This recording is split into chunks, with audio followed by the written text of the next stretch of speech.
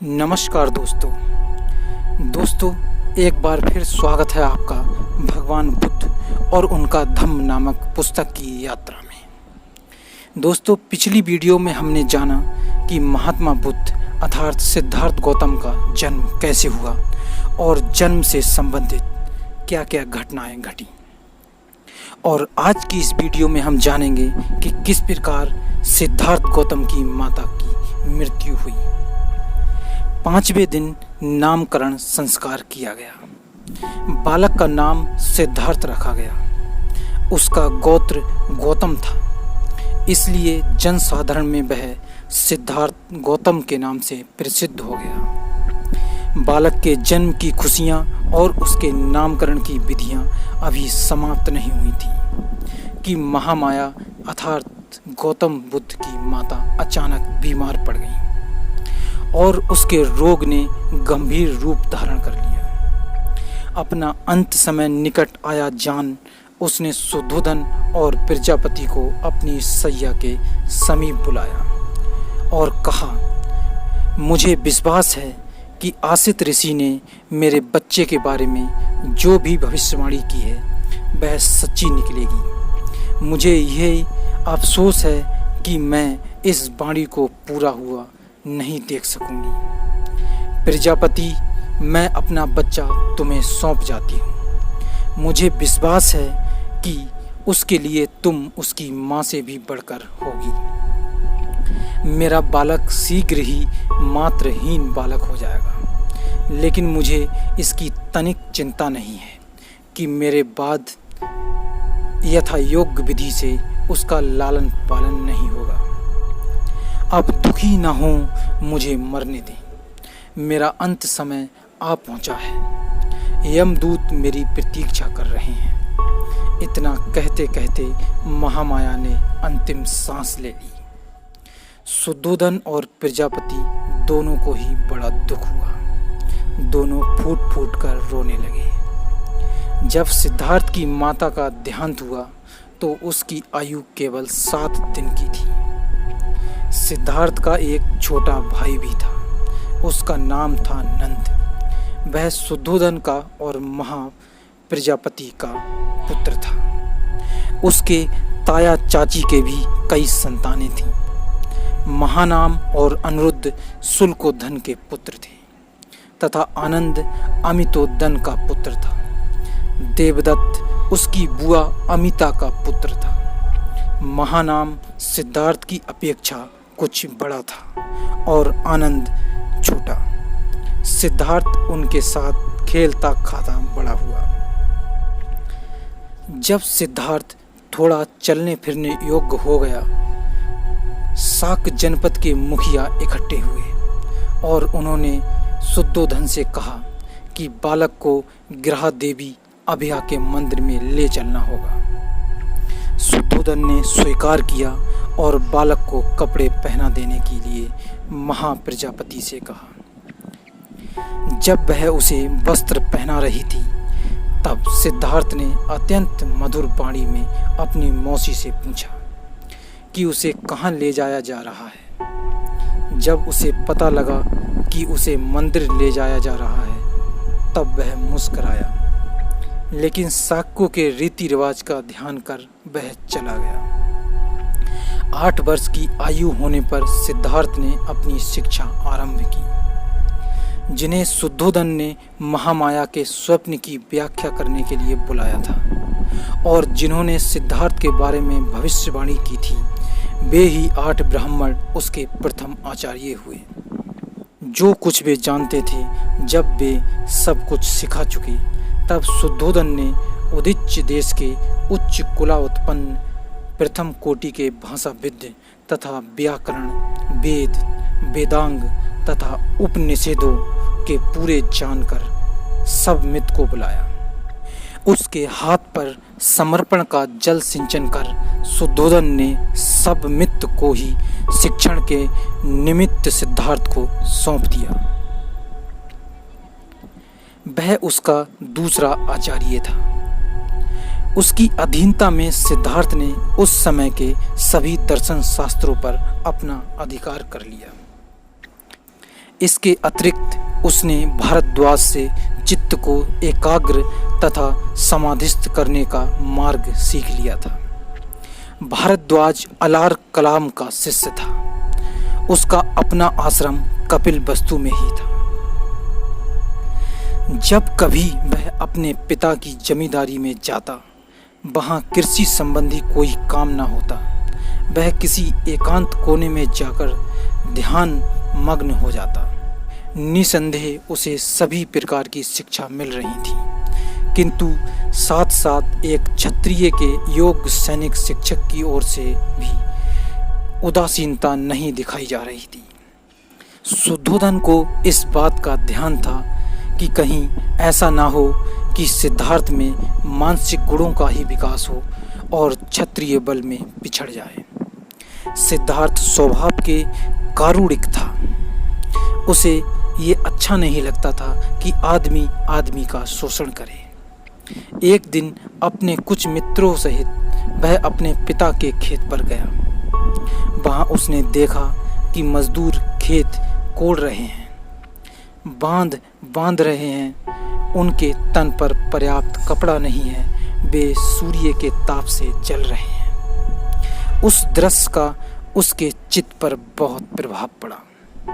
उसने अपने एक मित्र से कहा, एक आदमी दूसरे का शोषण करे, क्या इसे ठीक कहा जाएगा? मजदूर मेहनत करें और मालिक उसकी मजदूरी पर गुलछर्रे उड़ाए, ये कैसे ठीक हो सकता है? उसके मित्रों के पास उसके प्रश्न का कोई जवाब न था, क्योंकि वे पुरानी विचार परंपरा के मानने वाले थे कि किसान मजदूर का जन्म अपने मालिकों की सेवा करने के लिए ही हुआ है और ऐसा करना ही उनका धर्म है। शाक्य लोग बप्र मंगल नाम का एक उत्सव मनाया करते थे। धान बोने के प्रथम दिन मनाया जाने वाला ये एक ग्रामीण उत्सव था। शाक्यों की प्रथा के अनुसार उस दिन हर शाक्य को अपने हाथ से हल जोतना पड़ता था। सिद्धार्थ ने हमेशा इस प्रथा का पालन किया। वह अपने हाथ से हल चलाया करता था। यद्यपि वह विद्वान था, किंतु उसे शरीर श्रम से बिल्कुल भी घृणा न थी। उसका क्षत्रिय कुल था। उसे धनुष चलाने तथा अन्य शस्त्रों का प्रयोग करने की शिक्षा मिली थी, लेकिन वह किसी भी प्राणी को अनावश्यक कष्ट देना नहीं चाहता था। वह शिकारियों के दल के साथ जाने से इनकार कर देता था। उसके मित्र कहते थे, क्या तुम्हें शेर चीतों से डर लगता है? वह प्रत्युत्तर देता था, मैं जानता हूँ कि तुम शेर चीतों को मारने वाले नहीं हो। तुम हिरणों तथा खरगोश जैसे निष्प्रह जानवरों को ही मारने वाले हो। शिकार के लिए नहीं तो अपने मित्रों का निशाना देखने के लिए ही आओ। उसके मित्र आग्रह करते थे। सिद्धार्थ इस तरह के निमंत्रणों को भी अस्वीकार कर देता था। मैं निर्दोष प्राणियों के वध का साक्षी नहीं बनना चाहता। उसकी इस प्रवृत्ति से प्रजापति गौतमी बड़ी चिंतित हो उठी। वह उससे तर्क करती थी, तुम भूल गए हो कि तुम एक क्षत्रिय राजकुमार हो। लड़ना तुम्हारा धर्म है। शिकार के माध्यम से ही युद्ध विद्या में निष्णात हुआ जा सकता है, क्योंकि शिकार करके ही तुम ठीक ठाक निशाना लगाना सीख सकते हो। शिकार भूमि ही युद्ध भूमि का अभ्यास क्षेत्र है। लेकिन सिद्धार्थ बहुधा गौतमी से पूछ बैठती, तो माँ, एक क्षत्रिय को क्यों लड़ना चाहिए? और गौतमी का उत्तर होता था, क्योंकि ये उसका धर्म है। सिद्धार्थ उसके उत्तर से संतुष्ट न होता। वह गौतमी से पूछता, माँ, ये तो बता कि आदमी को मारना एक आदमी का ही धर्म कैसे हो सकता है? गौतमी उत्तर देती, ये सब तर्क एक सन्यासी के योग्य हैं, लेकिन क्षत्रिय का तो धर्म लड़ना ही है। यदि क्षत्रिय भी नहीं लड़ेगा तो राष्ट्र का संरक्षण कौन करेगा?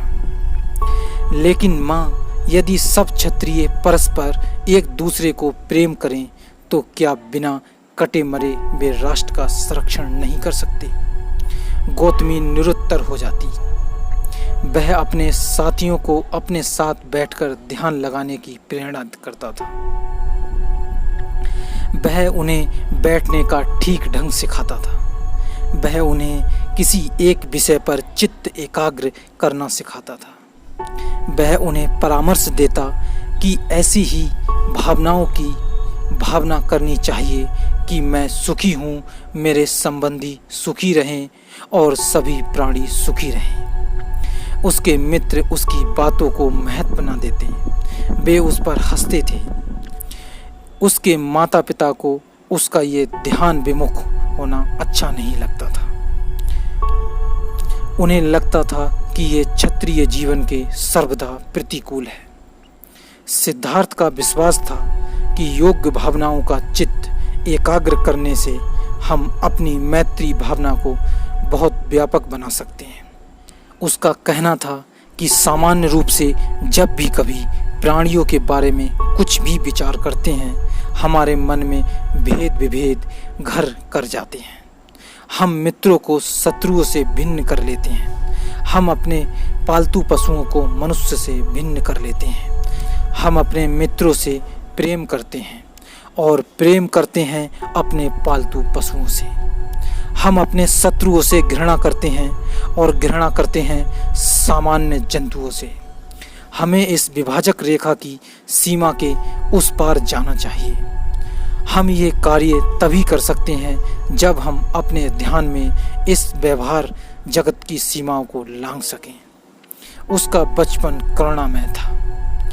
एक बार वह अपने पिता के खेतों पर गया। वह विश्राम के समय एक वृक्ष के नीचे लेटा हुआ प्राकृतिक शांति और सौंदर्य का आनंद लूट रहा था। उसी समय आकाश से एक पक्षी ठीक उसी के सामने आ गिरा। पक्षी को एक तीर लगा था जिसने उसे बिंध दिया था, जिसके कारण वह तड़फड़ा रहा था। सिद्धार्थ पक्षी की सहायता के लिए उठ बैठा। उसने उसका तीर निकाला, जख्म पर पट्टी बांधी और पीने के लिए पानी दिया। उसने पक्षी को गोद में लिया और अपनी चादर के भीतर छिपाकर उसे अपनी छाती की गर्मी पहुंचाने लगा। सिद्धार्थ को आश्चर्य था कि इस असहाय पक्षी को किसने मारा होगा। शीघ्र ही उसका ममेरा भाई देवदत्त वहां आ पहुंचा। वह शिकार के सभी आयुधों से संपन्न था। उसने सिद्धार्थ से कहा कि उसने उड़ते पक्षी पर तीर चलाया था। पक्षी घायल हो गया है। कुछ दूर उछलकर वह वहीं आसपास ही गिरा था। उसने सिद्धार्थ से पूछा, क्या तुमने उसे देखा है? सिद्धार्थ ने हाँ कहकर स्वीकार किया और वह पक्षी भी उसे दिखाया, जो अब बहुत कुछ स्वस्थ हो चला था। देवदत्त ने मांग की कि उसका पक्षी उसे दे दिया जाए। सिद्धार्थ ने उस पक्षी को देने से इनकार कर दिया। दोनों में घोर विवाद हुआ। देवदत्त का कहना था कि शिकार के नियमों के अनुसार जो पक्षी को मारता है वही उसका मालिक होता है, इसलिए वही उसका मालिक है। सिद्धार्थ का कहना था कि ये आधार ही सर्वथा गलत है। जो किसी की रक्षा करता है वही उसका स्वामी हो सकता है। हत्यारा कैसे किसी का स्वामी हो सकता है? दोनों में से एक भी पक्ष झुकने के लिए तैयार न था। मामला न्यायालय तक जा पहुंचा। न्यायालय ने सिद्धार्थ के पक्ष में निर्णय लिया। देवदत्त सिद्धार्थ का बैरी बन गया, लेकिन सिद्धार्थ की करुणा ऐसी ही अनुपम थी कि वे मेरे भाई को प्रसन्न बनाए रखने की बजाय एक पक्षी की जान बचाना अधिक श्रेयस्कर समझते थे। सिद्धार्थ गौतम का आरंभिक जीवन कुछ ऐसा ही था। आज के अध्याय को हम यहीं पर रोकते हैं और अगले अध्याय में गौतम सिद्धार्थ के विवाह के बारे में जानेंगे। धन्यवाद।